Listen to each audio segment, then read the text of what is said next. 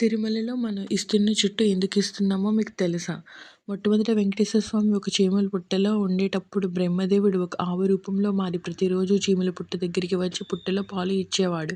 అది గమనించిన ఆవును కాపరి ఆవు మీదకి తన గొడ్డలిని విసురుతాడు. అప్పుడు వెంకటేశ్వర స్వామి ఆవుకు అడ్డంగా నిలబడతాడు. దానితో ఆ గొడ్డలి వెంకటేశ్వర స్వామి తలకి తగిలి రక్తం వచ్చేలా దెబ్బ తగులుతుంది.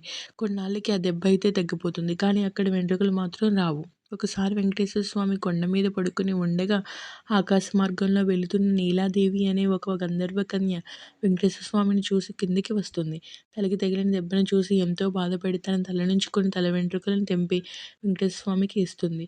అప్పుడు వెంకటేశ్వర స్వామి ఇలా చెప్తాడు: నా అందం కోసం నీ అందాన్ని పాడు చేసుకున్నావు కదూ. కలియుగంలో కొండ మీదకి వచ్చిన భక్తులు తమ జుట్టుని ఇచ్చే సాంప్రదాయం మొదలవుతుంది. ఆ జుట్టు యొక్క శక్తి అంతా వేరే భూలోకంలో ఉండి నీకు దక్కుతుంది అని చెప్తాడు. మీలో ఎవరికైనా మనం ఇస్తున్న జుట్టులో తిరుమలలో ఏం చేస్తున్నారో తెలుసా? తెలిస్తే కామెంట్ రూపంలో తెలియజేయండి.